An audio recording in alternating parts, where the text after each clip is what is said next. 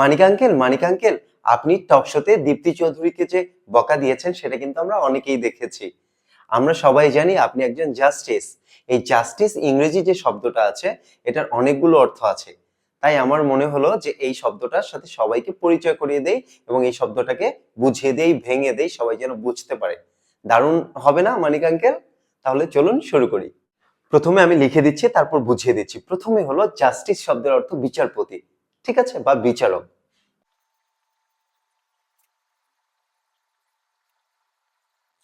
Manik uncle is my favourite justice, অর্থাৎ Manik uncle আমার প্রিয় বিচারক বা বিচারপতি। আবার জাস্টিস শব্দের অর্থ ন্যায় বিচার, লিখে দিচ্ছি।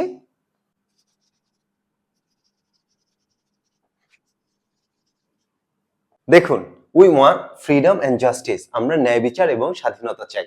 এটা সব সময় আমরা বলে থাকি, তাই না? এবং বইয়ের পাতায় লেখা আছে। আশা করি